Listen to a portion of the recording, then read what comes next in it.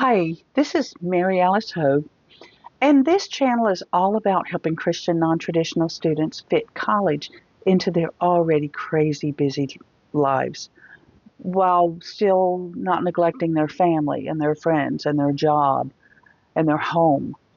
So this particular video that you're getting ready to watch is part of a series on home stress reduction for Christian non-traditional students.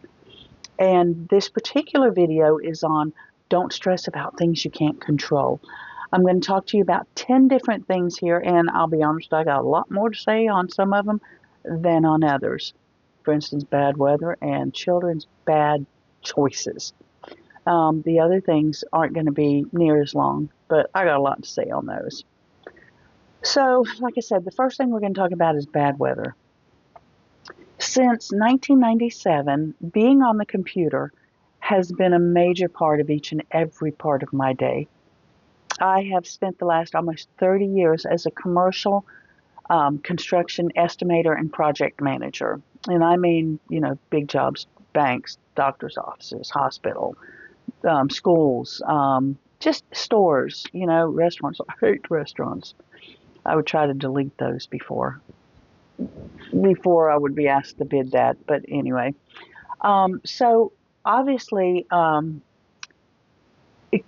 up with bids and doing worksheets and stuff was a major part of my day, as well as typing up the bid when I was done figuring.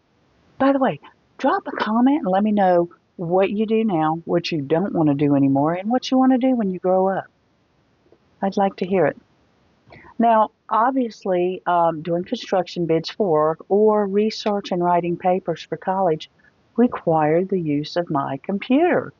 And if you're like me, you don't work on the computer when it's storming outside. That's when I was growing up. If you left things plugged in, you were losing them. It was bad. So that can be particularly stressful if you're behind, or you're afraid you might get behind, or if you just are even close to being behind. It could be very stressful, especially when deadlines loom, bids are due. Well, in your case, it would be research papers are due or that kind of stuff. So what can you do to keep from getting stressed out over weather, which again, you have no control over? I have 2 tips for you here and some examples of each. First is to think and plan ahead. And the second is to do your best to be prepared for whatever weather may come. And I'll tell you how I did that when I was hit with a Category 5 Hurricane Michael. Now, first, think and then plan ahead. I always kept a very simple planner. It was very simple. At the beginning of each semester, I would get my syllabus for each class or syllabi for, because I normally took 4 classes. And I would come home and I would get up on my washer and I would cry because I would feel overwhelmed looking at all that I had to get done for 4 classes. It could be overwhelming. I don't know if let me know if y'all ever experienced that. Just the overwhelming sense of dread for what you saw that you had to do in the next semester. Anyway, so I would take and I would put those into this planner right here. This is the exact planner that I used. And I would put in when my projects were due. And so I could, at a glance, see what I had due when. So if bad weather was expected, I could see what I could study for. I could do housework, or I could just spend some time sitting out on the screened in porch watching the storm pass while relaxing, as long as I had like an ample amount of oil in my hair. But many times I just planned on working on blueprints whenever bad weather was due. The point is that stormy days weren't wasted. I did have some control. Now, number 2 is to do your best to prepare. I live in Florida, and it's just good old common sense to prepare for things like hurricanes. And that right there can mitigate a ton of stress by just being prepared. This is a Christian audience. I have my notes over here in case y'all haven't figured that out. But this is a Christian audience, so I'll talk about a subject that is near and dear to my heart. and that is listening and obeying promptings from the Holy Spirit. Um, I had our hurricane supplies, because you just do that kind of stuff when you're in Florida. So I had them, but I didn't have them in a good way. I had some in this pantry, some over here in this pantry. I had some in this cabinet, you know, some here and there. There was no organization about it. But very shortly before Hurricane Michael hit, and I'm talking like a couple of days before Hurricane Michael hit, I found a baker's rack for $10 at a yard sale. I mean, it was like two houses down and across the street. I literally carried it home. And it was gorgeous, a dark green. Right now I use it for makeup and all my hair stuff. But I had a prompting, which in case y'all don't know, that means it just felt like it was something I needed to do. To gather all of our supplies and put them on this rack in my room. I brought the baker's rack home and I put it up at the foot of my bed. And a prompting. I'd never done this before. Now you got to understand, I've lived in Florida for decades, and I never had this prompting before. So that goes to tell you something right there.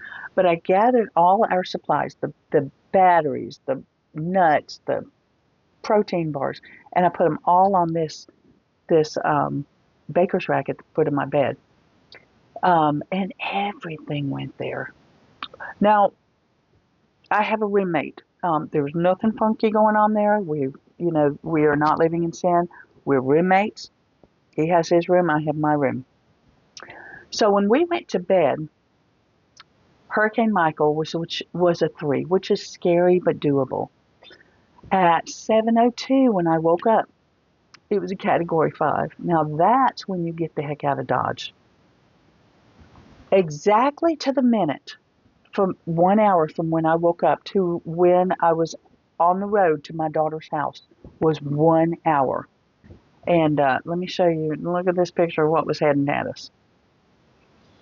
My older son, at that time, was a police sergeant.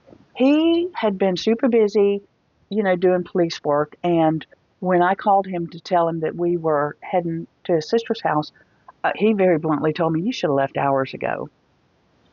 Now, here's what I want to say about this other than being prepared. This is so cool, guys.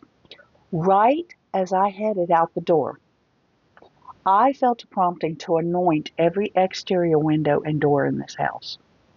And I had the anointing oil, obviously. But I knew it was from the Holy Spirit, and I very quickly obeyed. The damage to this house was so minute, even though all the houses around me were severely damaged or destroyed. The house to the back of me, which the owner of this house also owns, lost all the windows, lost the doors, lost the roof. I mean, it was bad. It was really bad. The house on the other side had such extensive damage that they used a generator for probably 2 years. They had black mold. It was really, really bad. But Hurricane Michael, 80% of the buildings in Bay County and the surrounding areas were either heavily damaged or destroyed. We had a rock came through. Okay, so this house is 80 years old, and we have the regular house windows, but then on the outside of that we have storm windows, and the window over the kitchen sink, a rock came through the bottom portion of the storm window, which it's no big deal because we still haven't got that fixed. But the inside window was still intact. Um, the ridge cap on the roof came off in one piece, and that was an easy fix. And we just had the roof replaced like within the last year or year and a half. And it's not something they normally do, but they glued the tiles, the tile tabs, I guess they're called. I'm not sure, but where the tile above it comes down onto the tile below it, they glued that in place. We lost not one tile, zero. The screen on the screened-in porch, when we screened it many years ago, we screened it with the wire screen, so it wasn't the kind of screen that would shred. We did that because of cats. And so that was that. On one side of it wonked out, but the screen itself kept it from going too far. So that was a pretty easy fix. And then finally the chimney came off, but we were going to plywood over that anyway. So that actually saved some what do you call it, labor, and that was an easy fix. So we literally were the only people who had no significant home damage and not even a insurance claim, whereas many of our friends were displaced for over a year. I believe that prayer is not constrained by space or time. And I think most people would agree with that. When you think about prayer, you know your prayers are powerful. They are not constrained by time or space. And because of that, I firmly believe, and nobody could tell me any different. Don't leave me a comment. You can't tell me any different. I believe that prayer that I prayed went back in time to when they built this house, and they built this house to withstand a Category 5 hurricane 80-something years later. I believe it, I believe it, I believe it. Because this house was built tongue and groove, walls, floors, and ceilings, which is great when it comes to a Category 5 hurricane, but it's really bad when it comes to trying to get a Wi-Fi signal throughout the house. So they did not build it with Wi-Fi in mind. And, because we lost 8 out of 10 cell phone towers, I had no cell phone service coverage. And I knew where my daughters were because I was with one daughter, and the other daughter she lived an hour away, so she lived an hour away anyway. She wasn't affected. But I had no idea where my two sons were. I had no idea. But God did. And I knew the police sergeant. He's a lieutenant now, by the way. He couldn't evacuate, and the other son, I found out 3 days later, ended up in Tallahassee, 2 hours away, which is where he stayed, and he worked until his place of employment opened up back in Panama City several months later. But again, don't stress about things you have no control over. Worrying did no good. Prayer did, and it provided me with a comfort and a peace. Now, I will say this. I am a praying mama. And years ago, 2 different people gave me word about my children, that all my children will serve the Lord. And these words were from 2 different people, a couple of years apart, 2 different locations. It wasn't like they were both in church. But one of them said, I think the first one said, all your children are going to serve the Lord. And the other one said, all your children are going to serve the Lord because of your example. Now, that hadn't happened yet, so I knew they weren't going anywhere. I just knew that. So another example of prayer wins over worry is when I was at a friend's house, and she and her boyfriend went to a movie. I didn't want to go, so I was at the house when a tornado approached. I stood at the door, praying intensely, and I even heard it. Now, I don't care if you don't believe that we can take authority over stuff like that. If you haven't learned about authority, I feel sorry for you because Jesus gave us authority.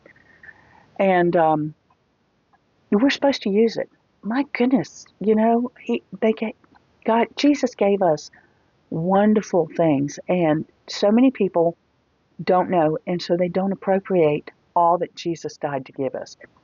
One of the things was authority. And I stood at that door praying intensely. I heard the tornado. In the morning, you could clearly see where the tornado had hit and how it had torn up a tree line just beyond the yard. I know God had me there at that time to do that which I had been taught to do, which was to speak words of faith and authority, because I was the only one there. Now, the thing is that wasn't my house, so actually I had no authority over the house. But at that time, I was the only one there. It was the area where I was, and therefore I had authority over it. And because I, as a child of the Most High God, was occupying that space, I believe He gave me temporary authority, and I took it. If my friend had been there, she would have undoubtedly spoken words of destruction and failed to take authority over her own house. I know that. So, one other example, and this is cool. This is really, really cool. Anyway, um, we got snowed in. We got snowed in Florida. I live in Panama City, Florida. We got snowed in January for 5 days. And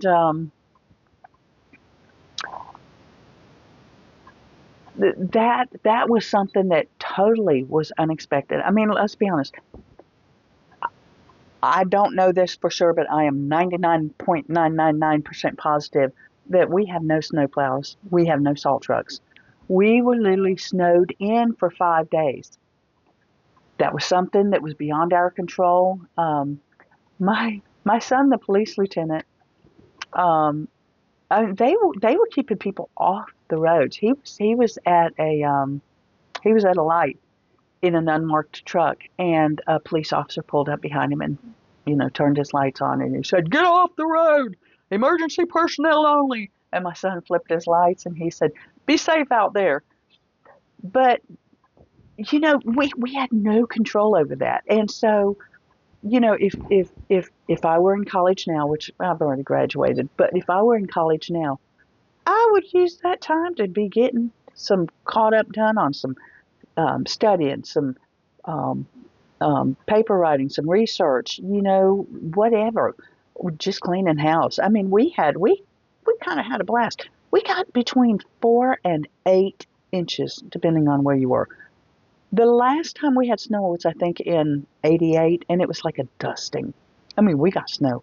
We got snow. So, anyway, I know that not everyone believes as I do, and that's okay. You do you, but I'm going to do me. But here is the main takeaway. Bad weather is out of your control, but what you can control is staying close to the one who can get you through all things, including a Category 5 hurricane, and give you supernatural peace at the same time. I know it may sound strange and unachievable for many, but I didn't worry about my sons. I knew God had them, and I've already talked about because I am a praying mama. But this principle applies not just to weather, but to all areas of your life that are out of your control. And knowing this will help you immensely in reducing stress at home. So, figure out the things that you cannot control. Cross them off of your worry list. And I'll see you in the next time, which is when we're going to talk about children's bad choices.